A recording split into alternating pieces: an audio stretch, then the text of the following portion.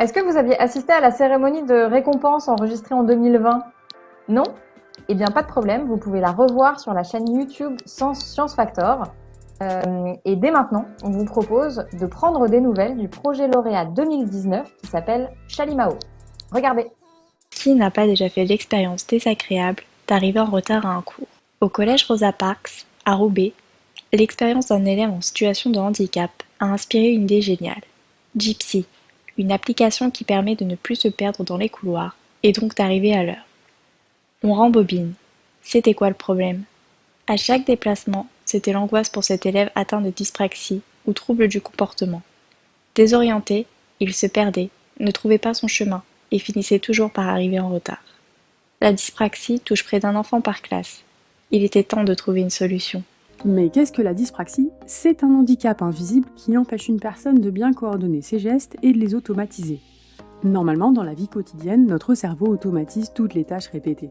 Mais chez les dyspraxiques, cette préprogrammation cérébrale, qui permet une gestion automatique de nos mouvements en fonction de repères spatiaux et temporels, ne fonctionne pas, ou difficilement. De ce fait, puisque rien ne devient automatique, la personne doit réinventer ses gestes à chaque fois. Shaynez, la chef d'équipe, mais aussi Omar, Akin et Marie, ont retroussé leurs manches, aidés par Faustine Anoto, professeure en UIS, et Antoine Dromière, professeur de SVT et référent numérique au collège. Tous ensemble, élèves valides et élèves en situation de handicap, ils ont imaginé Gypsy. Gypsy, c'est un GPS que les élèves pouvant utiliser à l'intérieur de leur établissement scolaire. Nous avons cherché comment aider Moussa. C'est comme ça que nous avons décidé de participer au concours Science Factor avec notre projet Gypsy. Nous voulons que Gypsy soit simple à utiliser et gratuit pour que tous les élèves qui ont besoin puissent utiliser. Nous aimerions que Gypsy soit entièrement personnalisable pour aider le plus grand nombre de personnes. Gypsy est une solution gratuite qui aidera tous les élèves qui ont du mal à se repérer dans l'espace, qu'ils soient dyspraxiques, autistes ou qu'ils souffrent de troubles de la mémoire. Le projet lauréat de l'édition 2019 de Science Factor a retenu l'attention de nombreux médias, qu'il s'agisse de la radio, de la télévision ou de la presse spécialisée et locale. Protégés par le dépôt de leur projet auprès de l'INPI, l'équipe a travaillé sur la maquette avec l'aide de Mathieu Fréville du Digilab Soprasteria. Suivant ses conseils, elle travaille sur une solution low-tech qui utilise des technologies simples. Ce sera une web app qui utilisera des QR codes. L'innovation a déjà été présentée à Valérie Cabuil, rectrice des Hauts-de-France en décembre 2020, lors de la journée du handicap. Elle les a chaleureusement félicités pour leurs idées et leurs avancées. Aujourd'hui, l'équipe est mobilisée sur la réalisation de la première version de l'application. Écoutons-les au travail. Pour reprendre tout ce qu'on s'est dit, on a déjà toutes les maquettes des écrans avec les storyboards que vous avez déjà développés. On a commencé aussi à préparer les identifiants de toutes les salles au travers du plan du bâtiment. Donc ça, c'est ce qui va falloir, ça va être le prochain boulot qu'on va faire ensemble, ça va être de modéliser le bâtiment en 3D et de pouvoir intégrer ce modèle 3D du bâtiment dans un moteur de jeu pour développer, pour terminer l'application. Alors du coup, ce qu'on propose de faire, c'est de filmer le rez-de-chaussée et à partir du film, de faire un plan avec les élèves ici en classe. Après, ce qu'elles aimeraient vraiment, c'est que vous veniez les aider en vrai. Mais oui, totalement, je serai là le 25, on pourra travailler tous ensemble. Objectif, développer un prototype 1.0 qui pourra être présenté à BIG, le plus grand événement d'innovation organisé par BPI France. Rendez-vous à Paris, en octobre prochain. Voilà, typiquement de ces idées dont on se demande pourquoi elles n'ont pas été inventées plus tôt. Rebonjour Claudine, bonjour Consuelo Benicourt. Bonjour Clémence, bonjour Claudine. Bonjour Consuelo. Tu es directrice RSE du groupe Soprasteria, à nos côtés depuis un certain nombre d'années. Est-ce que tu peux nous dire pourquoi c'est important pour Soprasteria d'être partenaire de Science Factor ? Alors oui, effectivement, tout d'abord, je suis ravie de participer à cette nouvelle édition de Science Factor. Et pour nous, Science Factor, c'est un projet qui est simple, qui est concret et qui en plus, à ma connaissance, c'est le seul projet qui est vraiment vraiment inclusif, parce que déjà, ce sont des équipes mixtes qui sont proposées, avec une jeune fille qui lead les projets, et ça déjà, ça nous intéresse beaucoup, puisque c'est effectivement un concours qui met en situation finalement les jeunes de réfléchir dans leur quotidien au numérique. Et pour moi, ça déjà, c'est super important. En plus, il y a aussi la dimension handicap qui est intégrée, puisque il y a des équipes handivalides qui réfléchissent elles aussi à comment améliorer le quotidien des jeunes en situation de handicap, et ça, forcément, ça nous intéresse, et ça fait d'ailleurs 3 ans qu'on accompagne ce projet, et je suis toujours absolument épatée de la créativité et l'idéation de ces jeunes, justement à créer des solutions simples et concrètes auxquelles on se dit mais pourquoi on n'y a pas pensé avant. Donc voilà, je remercie et je suis vraiment très fière de participer à cette nouvelle édition. Merci. Bon, bah écoute, merci Consuelo. Et si tu veux bien, je propose qu'on découvre tout de suite en images les finalistes de l'édition 2021 du prix Andy Numérique de la mission Soprasteria.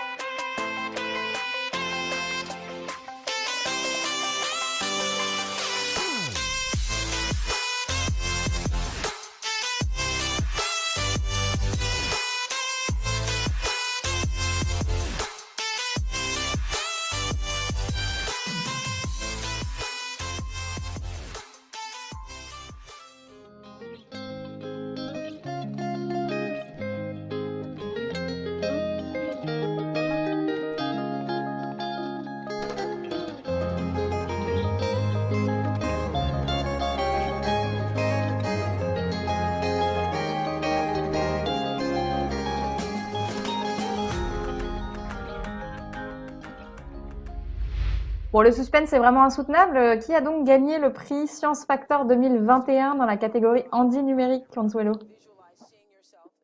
Eh bien, c'est, je crois, Autistime. Et encore bravo. Et voilà, bravo. Bravo, Autistime. Bravo, bonjour Joséphine, Erwan, Esmanour, Selsouk. Et rebonjour Stéphanie Trottel. Alors, je rappelle que vous êtes professeure et tutrice du projet au Havre. Joséphine, pour commencer, peut-être tu es la chef d'équipe. Est-ce que tu peux nous dire comment a germé l'idée d'Autistime? Donc, dès le début, nous nous sommes tous mis d'accord de faire un sujet concernant un handicap.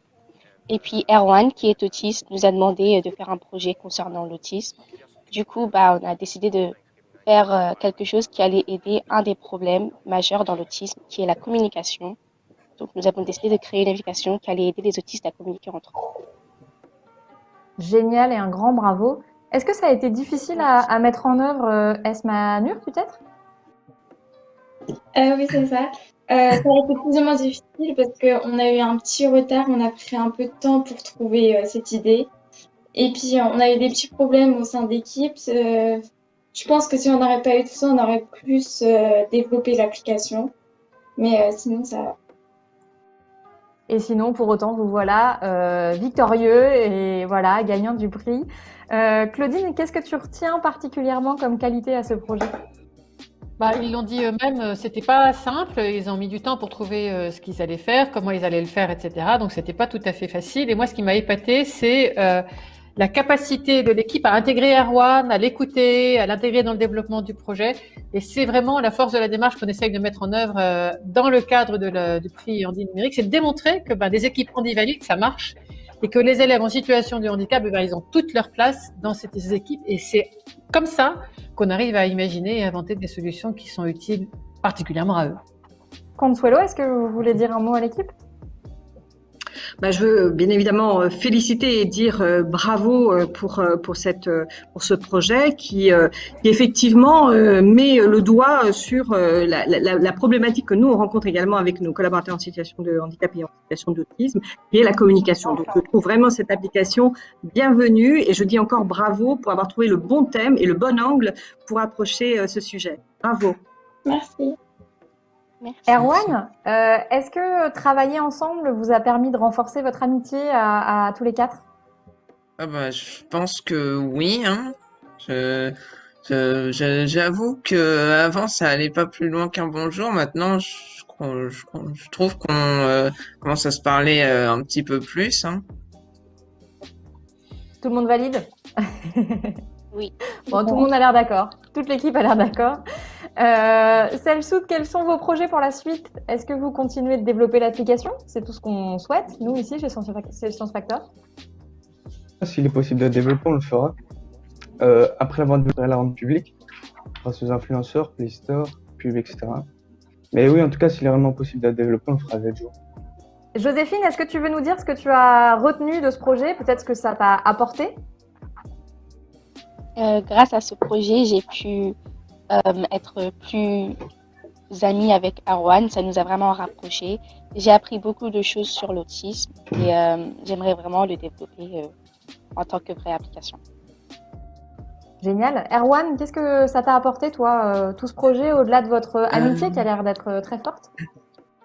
Déjà, je suis content parce que finalement, je me débrouille pas si mal quand il s'agit de travailler en groupe, parce que moi, j'ai l'habitude au collège de travailler tout seul quand je le peux, mais là, du coup, j'avoue que c'était bien de travailler dans une équipe pour faire le projet. Super, félicitations vraiment à tous et à toutes. Stéphanie, vous êtes la tutrice du projet, vous avez accompagné les élèves dans leur réussite. Qu'est-ce que vous retenez de cette aventure? Eh bien, moi, je vais pouvoir conclure en disant que grâce au concours et notamment au prix Handy numérique, j'arrive à faire acquérir des compétences scolaires, donc bien entendu ce qu'on attend de moi, mais aussi des compétences humaines. Et du coup, je ne peux que me féliciter de la réussite de mes élèves. Eh bien, c'est vraiment, vraiment tout ce qu'on vous souhaite. On partage vos félicitations. Bravo à vous quatre. Bravo à vous, Stéphanie. Bravo et merci à tout le monde.